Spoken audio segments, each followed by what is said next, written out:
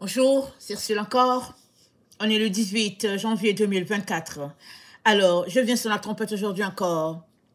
Et je viens proclamer le retour de notre Seigneur Jésus-Christ. Amen. Alléluia. Soyons tous bénis, soyons remplis de sa joie. Amen.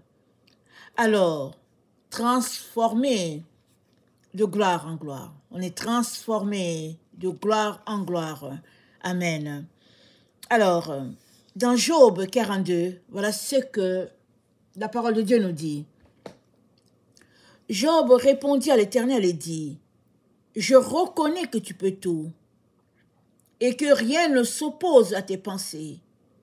Quel est celui qui a la folie d'obscurcir mes desseins? Oui, j'ai parlé sans les comprendre, de merveilles qui me dépassent et que je ne conçois pas. Écoute-moi et je parlerai. Je t'interrogerai et tu m'instruiras. Mon oreille avait entendu parler de toi, dit Job. Mais maintenant, mon œil te voit. C'est pourquoi je me condamne et je me répands sur la poussière et sur la cendre. Amen. Alors, dans les étapes de la vie, n'est-ce pas, nous connaissons des hauts et des bas. Ça, c'est pour tout un chacun. Il n'y a personne qui ne connaît pas ces étapes-là. Ça veut dire que c'est une personne qui n'existe pas, au fait. Si tu es sur cette terre et que tu grandis, que ce soit en pensée, que ce soit en stature, amen, tu changes d'état, n'est-ce pas? Alors, tu as des hauts et tu as des bas. Ça fait partie de la vie. Et dans ces moments bas, amen, nous savons que Job a laissé aller certains propos, n'est-ce pas? Parce qu'il ne comprenait pas ce qui se passait dans sa vie et l'état dans lequel il se trouvait. Alors, quand on lit le livre de Job, on a l'impression que c'est quelque chose qui n'a pas duré très longtemps. On se dit peut-être c'est 2 ans, 3 ans peut-être. Mais les écrits hébraïques parlent d'une trentaine d'années. Et si un être humain reste pendant 30 ans dans cet état piteux, je peux vous dire, c'est difficile. Amen, c'est difficile. Et on peut réaliser, n'est-ce pas, avec beaucoup de joie, que Job était un homme de foi. Parce que il est resté dans cette condition difficile, amen, sans tourner le dos à Dieu.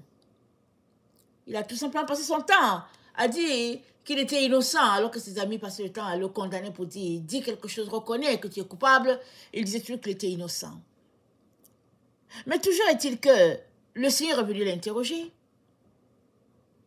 Parce que ça fait partie aussi de la stratégie du Seigneur, de pouvoir élever son fils.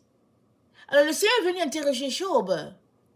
Et voilà ce qu'il dit à Job au verset 3. Quel est celui qui a la folie d'obscurcir mes desseins? Les desseins de Dieu sont lumière et vérité et clarté. C'est tout. Dieu est lumière et il n'y a en lui point de ténèbres.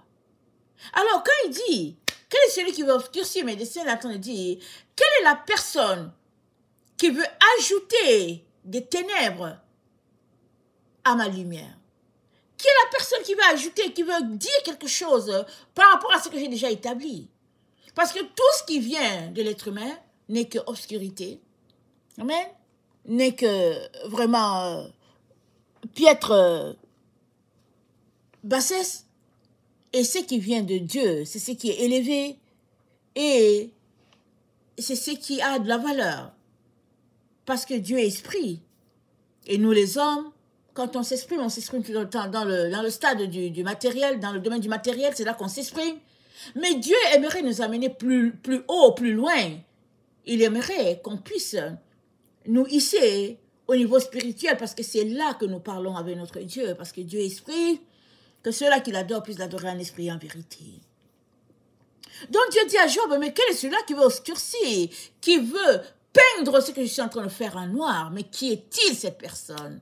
qui est la personne qui, au lieu de voir la lumière, voit les ténèbres dans ce que moi je suis en train de faire. Parce que vous savez, Job qui disait qu'il était innocent, qu'il n'avait rien fait, c'était par rapport à l'état dans lequel il était. Mais Dieu savait où il a mené Job, n'est-ce pas? Il savait que, sorti de cette situation-là, Job aurait une gloire plus grande que celle qu'il avait, et surtout, son nom, amen, c'est-à-dire le nom de l'Éternel, serait glorifié parmi les nations. Amen.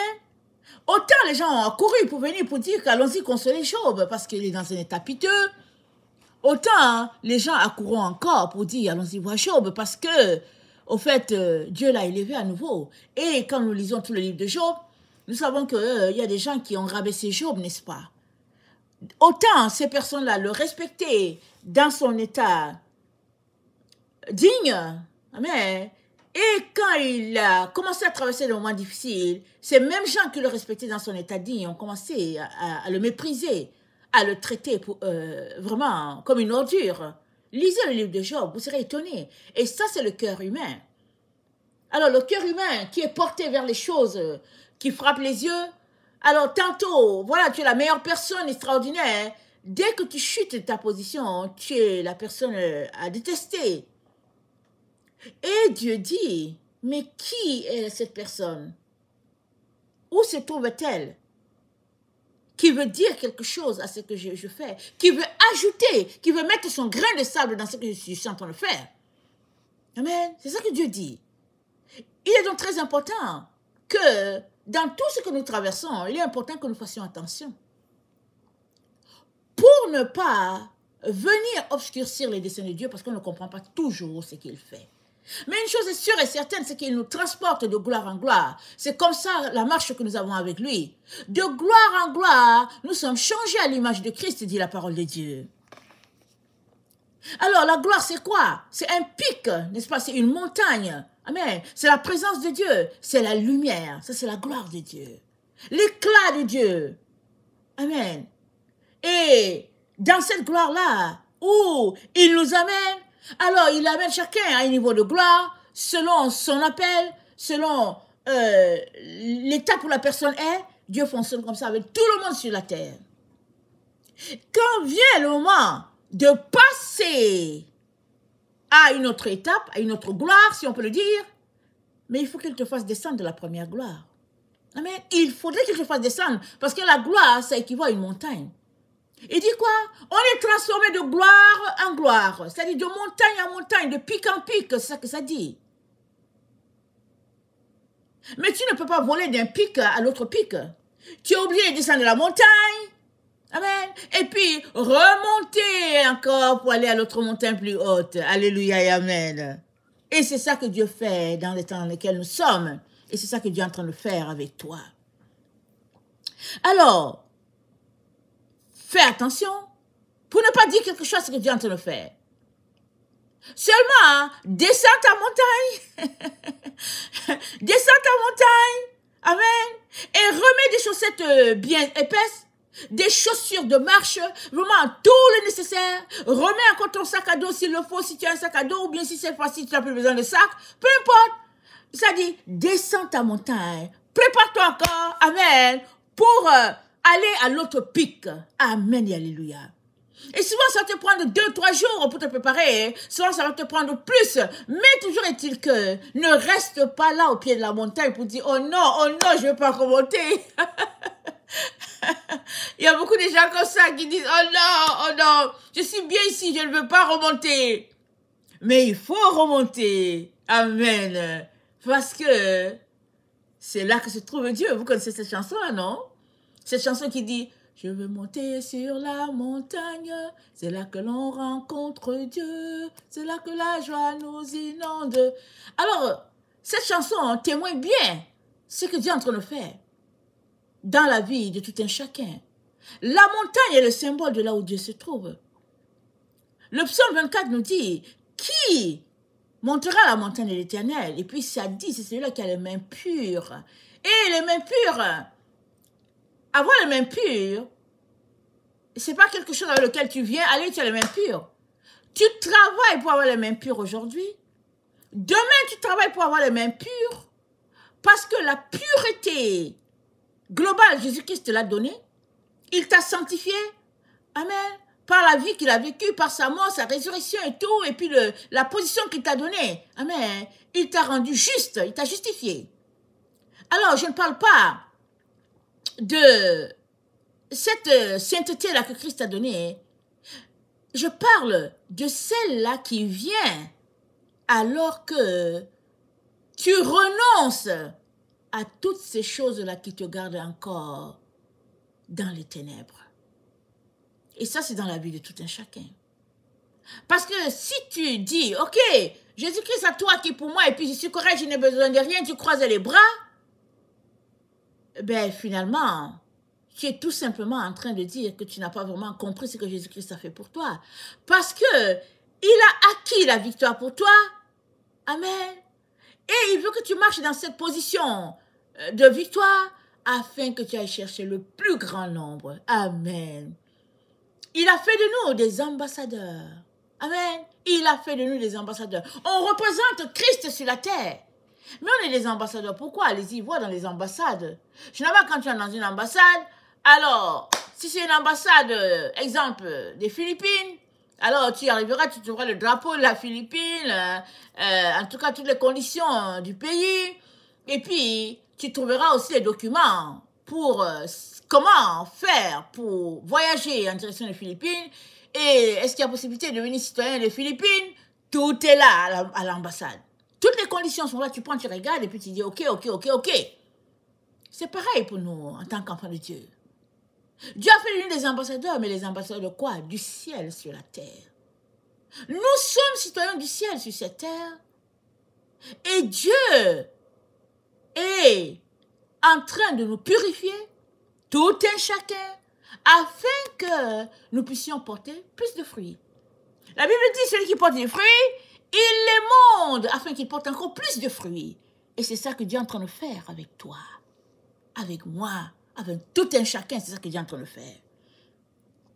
Alors, ne fermons pas la porte au nez de notre Dieu. Ne refusons pas ce qu'il est en train de faire, même si ça nous fait mal. De remonter la montagne, parce qu'on est déjà descendu, souvent c'est plus facile de descendre la montagne. Alors, souvent, remonter, on va penser que, ah non, mais les mollets vont faire mal, les genoux, et on va trouver toutes sortes de conditions pour dire, oh non, mais je suis bien ici, au pied de la montagne, je ne veux plus encore aller, non, je suis correct, oh Jésus. Mais il faut monter. Il faut monter pour une gloire plus grande. Et c'est de ça que Dieu est en train de parler. Amen. Alors, dans 2 Corinthiens 3, le verset 17.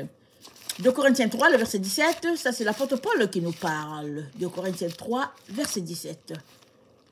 2 Corinthiens 3, le verset 17. Voilà ce qu'il dit.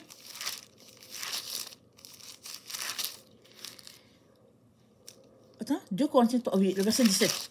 C'est dit, or le Seigneur, c'est l'Esprit. Et là où est l'Esprit du Seigneur, là est la liberté.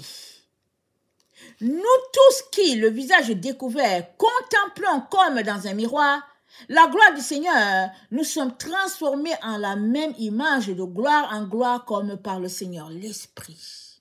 Je répète, nous tous qui, le visage découvert, contemplons comme dans un miroir la gloire du Seigneur, nous sommes transformés en la même image de gloire en gloire comme par le Seigneur l'Esprit.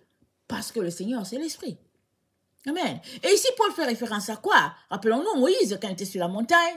Amen. Il est descendu, son visage brillait.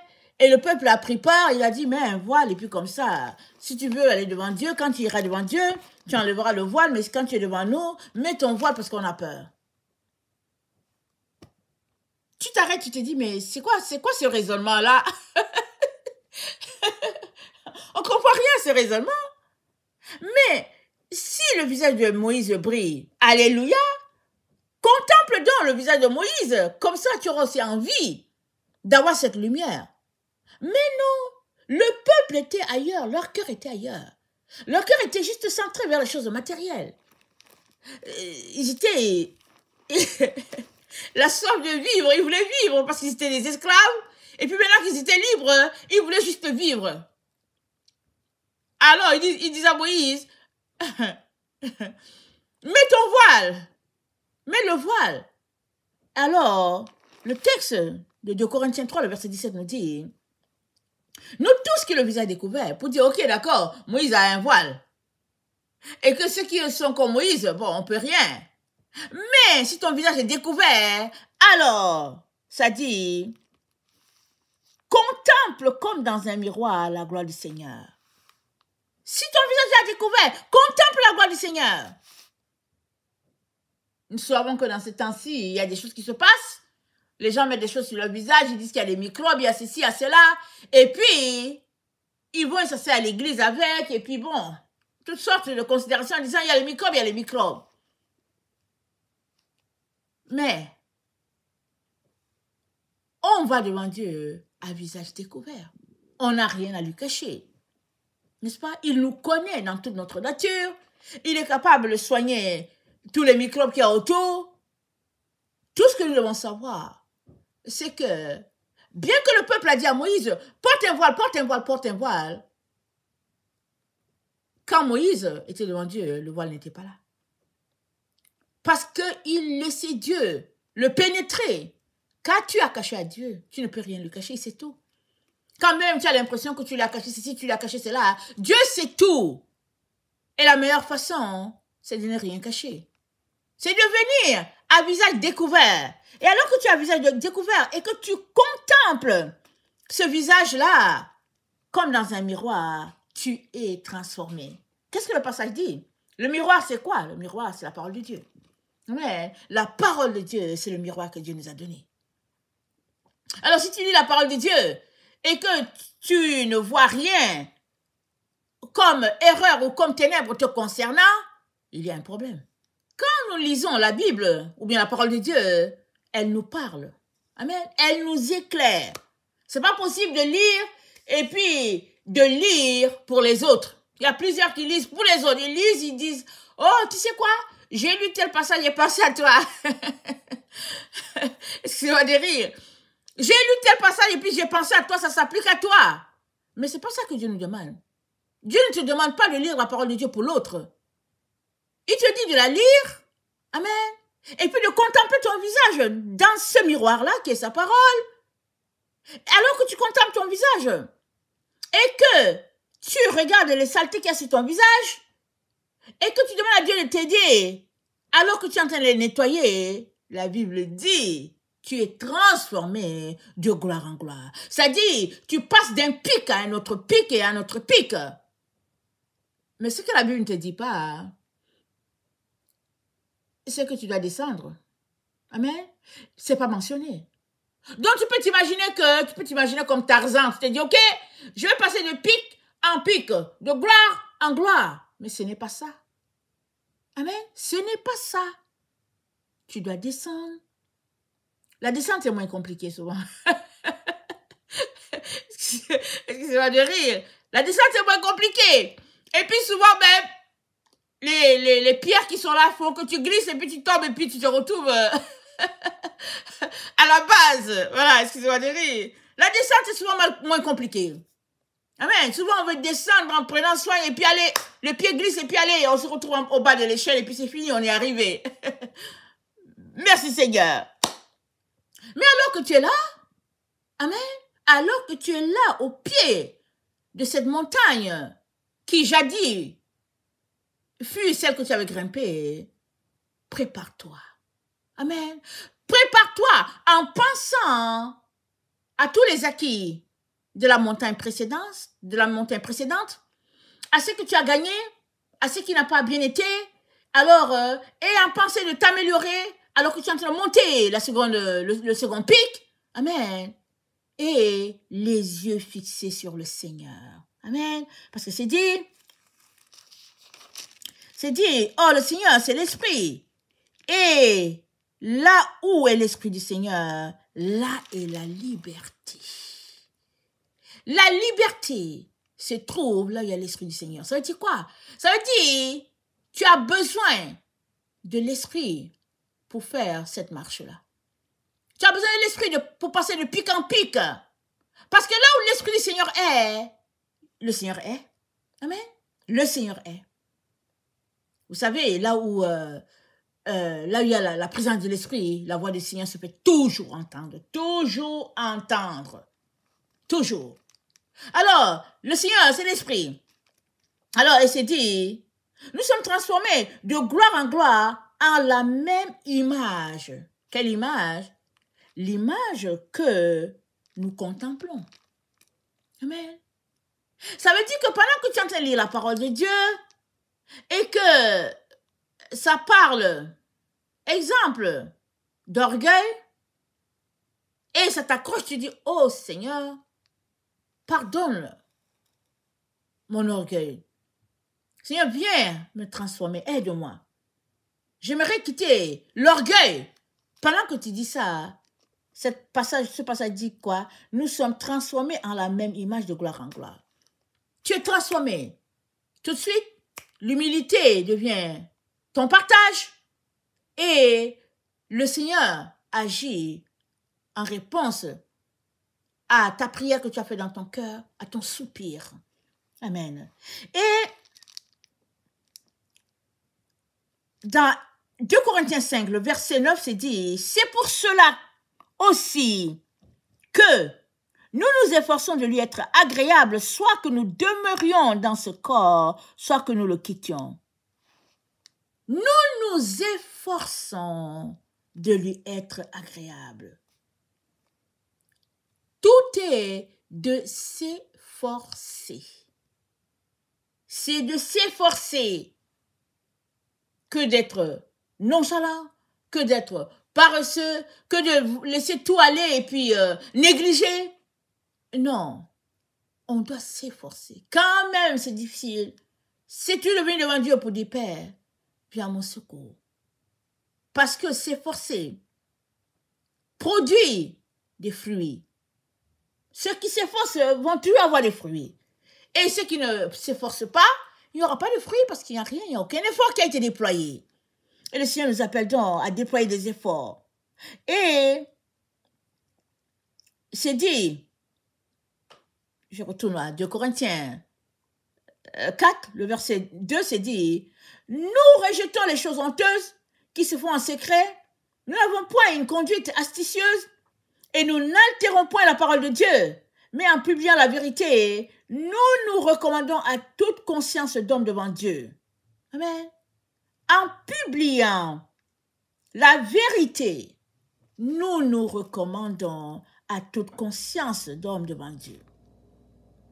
La vérité, c'est elle, la lumière. C'est le pic, c'est la gloire, c'est la présence de Dieu. C'est là où Dieu est. Donc, nous n'altérons pas la parole. Alors que nous ne l'altérons pas pour satisfaire nos désirs,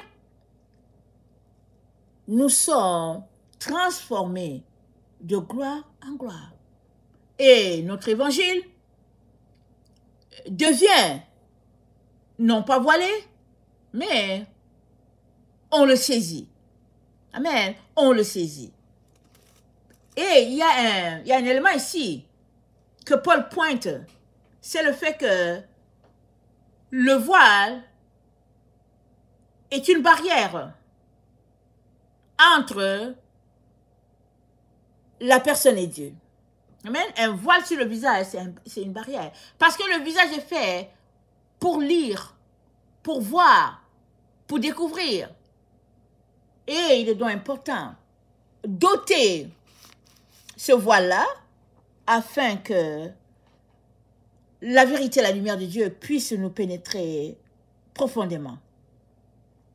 Alors, c'est dit au verset 4, pour les incrédules dont le Dieu de ce siècle a aveuglé l'intelligence afin qu'ils ne visent pas briller la splendeur de l'évangile de la gloire de Dieu qui est l'image de Christ.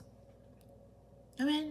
L'image de Christ, c'est l'évangile de la gloire de Dieu. C'est ça qui est l'image de Christ. Alors tu peux t'arrêter pour dire, mais au fait, de quoi il parle? Parce que l'évangile, n'est-ce pas? C'est le logos, c'est le réma. Amen. C'est la lumière, la marche avec Dieu. C'est de l'eau. L'eau que Dieu déverse sur chacun d'entre eux, sur chacun de ses enfants. Alors que tu regardes ton visage dans le miroir, c'est-à-dire alors que tu es en train de lire ta parole et la méditer, amen, et à intercéder, amen, c'est dit, nous sommes transformés à cette image-là. Dieu, ici, amen, pointe ce que la vérité apporte. Parce que c'est dit, mais en publiant la vérité, nous nous recommandons à toute conscience d'homme devant Dieu. Si notre évangile est encore voilé, il est voilé pour ceux qui périssent. Mais pour ceux qui ne périssent pas, pour ceux qui ont la vie éternelle, l'évangile n'est pas voilé. Il n'est pas voilé. Et nous sommes dans le temps où Dieu ôte plusieurs barrières dans la vie de ses enfants. Plusieurs. Afin de les amener sur le chemin de la pureté et de la chasteté. Mais si tu refuses, tu assumeras les conséquences. Parce que l'évangile est un don de Dieu. Il nous l'a donné. Il est donc important de l'étudier. Il est important de passer le temps à lire si nous voulons cette intimité-là avec notre Seigneur Jésus. C'est important ça.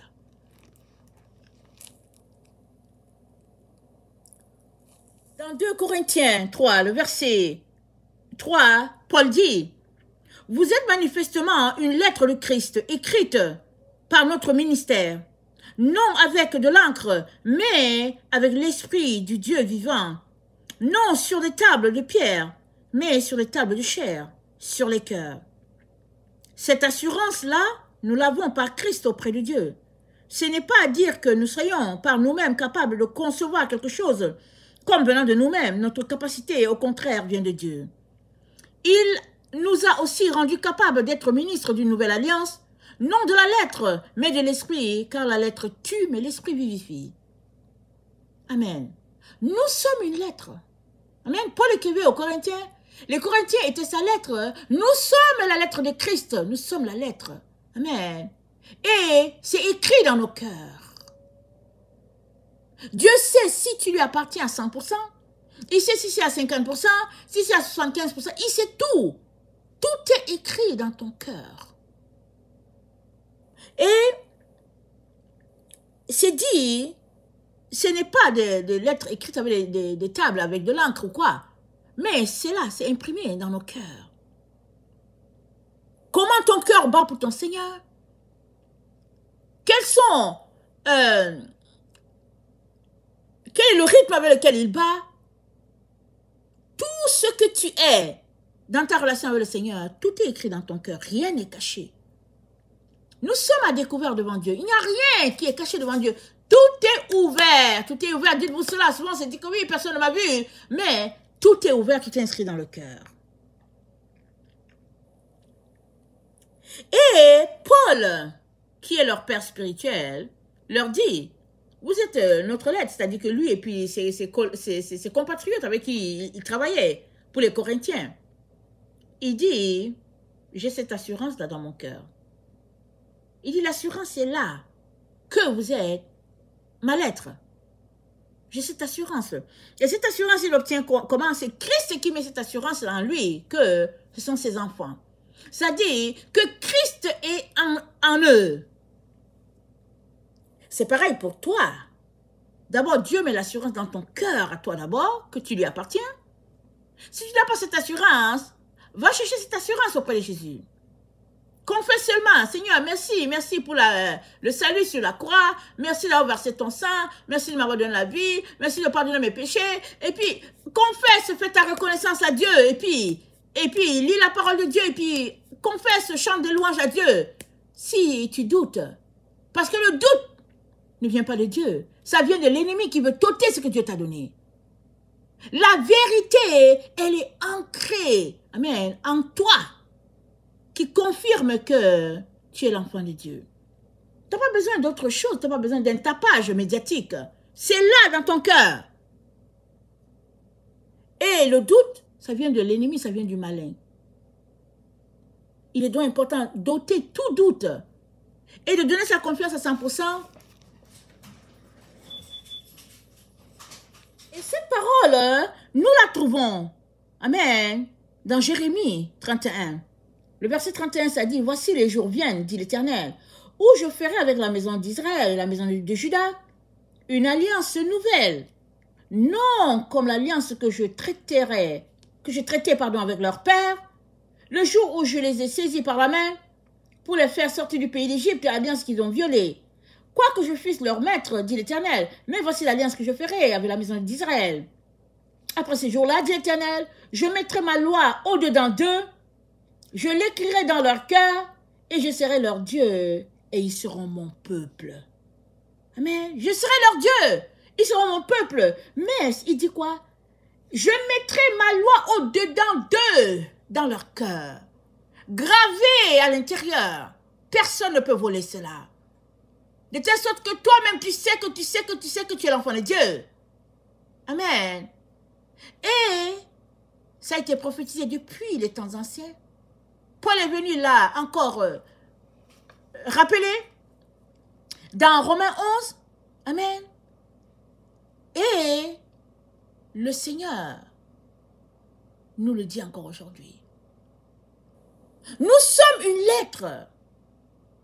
Et parce que nous sommes cette lettre-là, amen, de Christ, le parcours pour nous, c'est de gloire en gloire.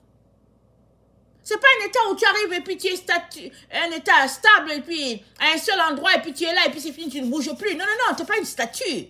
De gloire en gloire, de gloire en gloire, quand bien même tu serais dans la présence de Dieu, réel, c'est-à-dire le ciel, ce serait toujours de gloire en gloire. Amen.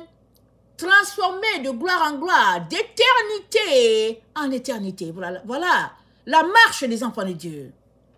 Il est important que sur ton chemin, tu enlèves tout ce qui te bloque. Tout ce qui fait entrave à ta marche, il faut que tu l'enlèves. Parce que la lettre de Christ, elle est à l'intérieur de toi. Elle est inscrite, gravée. Personne ne peut l'enlever. Ce n'est pas les intimidations, ce n'est pas la famine, ce n'est pas la faim, ce n'est pas la situation difficile. Non, non, non, c'est inscrit.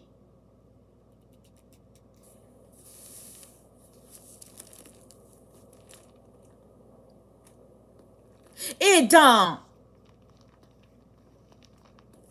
Jérémie 30, ça je venais de lire 31, dans Jérémie 30, le verset 17, c'est dit, Jérémie 30, le verset 17, la même pensée, c'est dit, « Mais je te guérirai, je panserai tes plaies, dit l'Éternel, car il t'appelle à repousser cette Sion dont nul ne prend souci. Ainsi par l'Éternel, voici, je ramène les captifs des tentes de Jacob.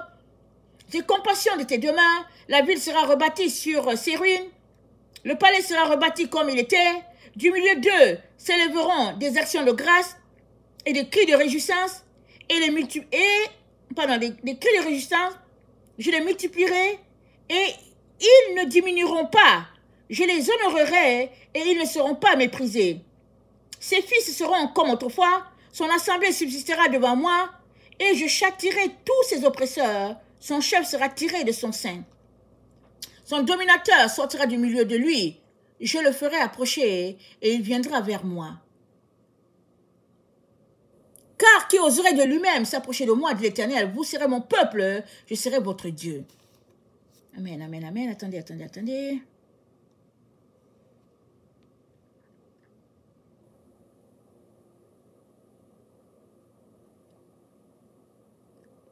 Ok. Et cette parole, nous la trouvons, amen, dans Jérémie 31. Le verset 31, ça dit, « Voici les jours viennent, dit l'Éternel, où je ferai avec la maison d'Israël et la maison de Juda une alliance nouvelle, non comme l'alliance que je traitais avec leur père, le jour où je les ai saisis par la main pour les faire sortir du pays d'Égypte, l'alliance qu'ils ont violée. Quoi que je fusse leur maître, dit l'Éternel, mais voici l'alliance que je ferai avec la maison d'Israël. Après ces jours-là, dit l'Éternel, je mettrai ma loi au-dedans d'eux, je l'écrirai dans leur cœur, et je serai leur Dieu, et ils seront mon peuple. Amen. Je serai leur Dieu, ils seront mon peuple. Mais il dit quoi? Je mettrai ma loi au-dedans d'eux, dans leur cœur, gravée à l'intérieur. Personne ne peut voler cela. De telle sorte que toi-même, tu sais que tu es l'enfant de Dieu. Amen. Et ça a été prophétisé depuis les temps anciens. Paul est venu là encore rappeler dans Romains 11. Amen. Et le Seigneur nous le dit encore aujourd'hui. Nous sommes une lettre. Et parce que nous sommes cette lettre-là, amen, de Christ, le parcours pour nous, c'est de gloire en gloire. Ce n'est pas un état où tu arrives et puis tu es un état stable et puis à un seul endroit et puis tu es là et puis c'est fini, tu ne bouges plus. Non, non, non, tu n'es pas une statue. De gloire en gloire, de gloire en gloire, quand bien même tu serais dans la présence de Dieu, réel, c'est-à-dire le ciel, ce serait toujours de gloire en gloire. Amen. Transformé de gloire en gloire, d'éternité en éternité. Voilà, voilà la marche des enfants de Dieu. Il est important que sur ton chemin, tu enlèves tout ce qui te bloque. Tout ce qui fait entrave à ta marche, il faut que tu l'enlèves. Parce que la lettre de Christ, elle est à l'intérieur de toi. Elle est inscrite, gravée. Personne ne peut l'enlever. Ce n'est pas les intimidations, ce n'est pas la famine, ce n'est pas la faim, ce n'est pas la situation difficile. Non, non, non, c'est inscrit. Et dans Romains 11, le verset 26, voilà ce que notre Seigneur nous dit. Ainsi, tout Israël sera sauvé, selon qu'il est écrit. Le libérateur viendra de Sion, il détournera de Jacob les impiétés. Et ce sera mon alliance avec eux, lorsque j'ôterai leurs péchés. Amen. L'alliance de Dieu, ce sera au moment où il ôtera le péché, c'est-à-dire le temps où le péché sera ôté pour tout le monde, c'est-à-dire le temps de rédemption. C'est l'alliance de Dieu avec ses enfants, son peuple. Mais c'est parti d'où? C'est parti du fait que Israël avait désobéi et Dieu a créé une brèche pour que les païens soient greffés à l'arbre. Et après cela, il a dit, quand le temps des nations sera consommé, sera passé, quand ça dit, ce temps des nations sera marqué par le fait que Dieu se tournera à nouveau vers Israël. Et ensemble, les deux, les païens et puis les Israélites de naissance, ils seront comme une seule personne. Il y aura finalement un seul arbre. Et on voit ça déjà dans Ézéchiel 37. On en a parlé ces derniers temps. Je vous encourage à lire Ézéchiel 37. De telle sorte qu'il y aura un seul peuple sur la terre et ils seront caractérisés par le fait que la loi de Dieu sera marquée dans leur cœur. Ce ne sera pas vu de façon extérieure. En disant, ok, celui-ci, il est juif parce qu'il a des boucles, ses cheveux, ça tombe ici, il a une casquette noire et puis non, c'est pas de ça qu'il est question. Il est question que la loi de Dieu est inscrite dans le cœur des enfants de Dieu, non pas avec de l'encre, mais par le sceau de Dieu lui-même. Amen. Et ce sceau de Dieu, nous savons, c'est le Saint-Esprit, par lequel nous crions Abba Père. C'est là inscrit en nous. Et c'est dit, au verset 10, pardon, au verset 30 de Romains 11, de même que vous avez autrefois désobéi à Dieu et que par leur désobéissance, vous avez maintenant obtenu miséricorde, de même, ils ont maintenant désobéi afin que, par la miséricorde qui vous a été faite, ils obtiennent aussi miséricorde. Alors, les païens ont désobéi comment? Puisqu'ils ont Jésus-Christ. Amen. Ils ont Jésus, ils ont donné leur vie à Jésus. Comment ont-ils désobéi? Ils ont désobéi en ce sens qu'ils ont créé une autre loi. Autre que la loi que Christ avait amenée. Christ a amené une loi de chasteté et de pureté sur toute la terre. Il l'a répandue, les disciples l'ont prêché. Les disciples marchaient dans la chasteté et la pureté. Et ceux qui ne savaient pas quand ils se rendaient compte, ils s'abstenaient, ils arrêtaient tout simplement cette vie, au fait, impure, Parce qu'ils voulaient le salut, ils voulaient la vie éternelle. Les païens ont donné leur vie à Jésus. Et ils ont créé un évangile adjacent. Ils trouvaient que c'était difficile. Ils ne voulaient pas se conformer. Ils ont dit, ok, on va créer un évangile ici. Si bien que, finalement, ils ont leur vie à Jésus. Mais aussi, ils peuvent marcher dans la chair pourvu qu'ils aient un document qui montre qu'ils sont mariés légalement. Et ils ont mis en place cet évangile. Et puis, finalement, l'Église s'est retrouvée sur la voie du milieu. Et ça a été dit que, voilà, elle va écouter le serpent. Et finalement, on ne savait pas c'est quoi. Dans cette voie-là, au milieu, on ne sait pas c'était quoi. C'est quoi ce qui est au milieu, on ne sait rien. L'Église a évolué comme ça dans le flou pendant des siècles. Et Paul dit, les uns ont désobéi, les autres aussi ont désobéi. Sauf que finalement, il dit au verset 32, nous sommes dans Romains 11, car Dieu a renfermé tous les hommes dans la désobéissance pour faire miséricorde à tous. Amen et alléluia, amen et alléluia. Car Dieu a renfermé tous les hommes dans la désobéissance pour faire miséricorde à tous. Ô profondeur de la richesse, de la sagesse et de la science de Dieu, que ses jugements sont insondables et ses voies incompréhensibles, que c'est si vrai. Jugement insondable, voie incompréhensible, voilà le Dieu que nous servons, un Dieu grand miséricordieux. Voilà le Dieu qui est notre Père. Et nous sommes dans le temps où Dieu est en train de purifier tout. Les arbres, les animaux, les individus. Pourquoi toi resterais-tu dans la voie des ténèbres? Pourquoi resterais-tu dans la pénombre? Pourquoi? Parce que c'est le temps de la rédemption pour tout un chacun. Dieu fait miséricorde à tout le monde. Même ceux-là qui, au fait, n'ont même pas connaissance de Christ ou quoi, ils ont la miséricorde.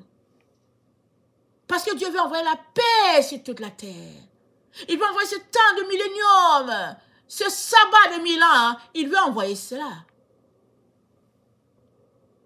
Et il demande à tous ses enfants de se lever et de se jeter dans la récolte, afin d'envoyer dans la maison de Dieu des trésors. Mais les enfants de Dieu sont là assis, les bras croisés pour dire, mais est-ce que même c'est vrai?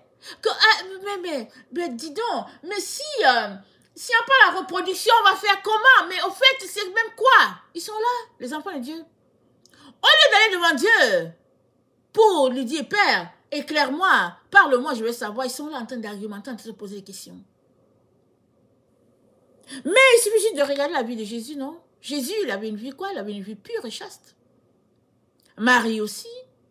Et tous les disciples. Pour salir la mémoire de notre Seigneur, les gens mettent des films qui parlent du contraire. Mais tout cela, c'est quoi? C'est toujours les ténèbres qui se répandent sur la terre, qui se répandent sur la terre, qui se répandent sur la terre. Et l'apôtre Jean dit, la lumière véritable paraît déjà. On est là dans ce temps de lumière de notre Dieu. Il est lumière, notre Seigneur. Il a répandu la lumière, les gens ont envoyé l'obscurité, et puis il renvoie encore cette lumière-là encore de plus grand encore. Et il dit à ses enfants, réveillez-vous, réveillez-vous, réveillez-vous. Et sautez dans l'eau de Dieu, le Logos. Et il a des rémas, ne pas en finir pour chacun. Sautez dans l'eau. Parce que l'eau, amen, c'est innombrable. C'est une quantité extraordinaire. La Bible dit que la connaissance de Dieu, c'est là comme l'eau du fond de la mer. Ça va remplir toute la terre. Et quand on va dans Ézéchiel 47, amen, ça nous parle de cette eau-là. Ça vient, et puis Ézéchiel traverse avec l'ange, et puis c'était aux chevilles, et après ça arrive au niveau du genou, et après, à un moment donné, au niveau au niveau de ses reins, il n'est plus capable de passer. il n'est plus capable de traverser. Et l'ange le porte pour le mettre de l'autre côté. Mais il y a un symbole ici. Au niveau des reins. Les reins, c'est là qu'il y a le tamis, n'est-ce pas? Il y a la séparation entre les déchets et puis ce qui est pur. Sachant que ce qui est pur est introduit dans nos veines pour le sang, pour nourrir le corps. Et puis les déchets vont dans les endroits de déchets. Amen. Et Ézéchiel dit, au niveau des reins, je n'étais plus capable de traverser. Parce que la séparation se fait là. Et nous sommes là. Nous sommes en plein là. Si tu ne sautes pas dans la doctrine de Christ, t'encourageant à être chaste et pur, tu te retrouveras à l'endroit des déchets et tu seras évacué. Et Dieu ne veut pas cela pour toi. Il ne veut pas cela pour toi. Et il te dit, purifie-toi, sanctifie-toi. Amen. Purifie-toi, sanctifie-toi. Saisis cette occasion. Amen. Et tu passeras de gloire en gloire, de montagne en montagne, de pic en pic. Amen. Voilà le temps dans lequel nous sommes. Et c'est un temps pour tout le monde. Et c'est un temps très intéressant. Amen. Quand on reste dans la même chose, on s'endort. On est là, on s'endort, c'est tout. Il n'y a rien d'intéressant. Mais quand tu sais que tu dois descendre de la montagne pour aller remonter à l'autre montagne, alors tu sais que, ben voilà, il faut que tu t'apprêtes, il faut que tu aies tout le nécessaire, et puis chaussures bien adaptées, tout ce qu'il faut, et puis ben voilà, si c'est dans un temps de froid comme ça, ben il faut que tu aies tes mitaines, et puis ta tuque, et tout ce qu'il faut, il faut que tu aies tout ton accoutrement. Parce que la température, le climat est tel que il fait froid, mais il faudrait monter la montagne. Amen. Il faudrait monter la montagne. Parce que c'est là qu'on rencontre Dieu. Et c'est la marche de lumière de tous ceux-là qui sont à Christ. Tous ceux-là qui ont son nom gravé dans leur cœur. Amen. Sont appelés à marcher cette marche-là. Et ils la marchent à tous les jours. Il est donc important que tu ne puisses pas faire des pas en arrière, n'est-ce pas, pour reculer.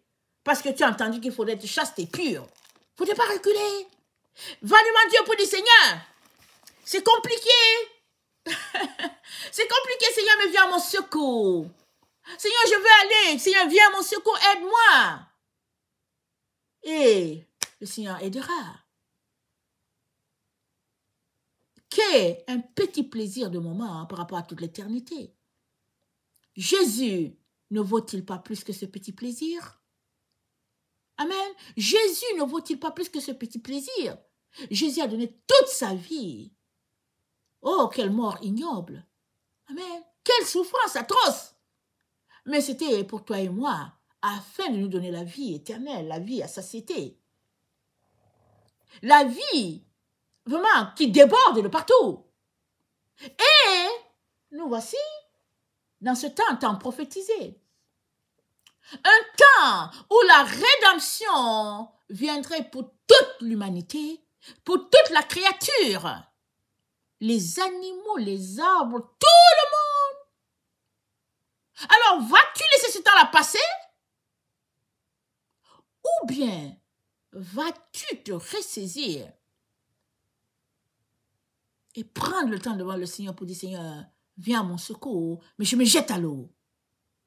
Amen. Que le Seigneur bénisse sa parole. Maranatha, Jésus revient. Amen et alléluia, sont tous bénis. Amen et amen.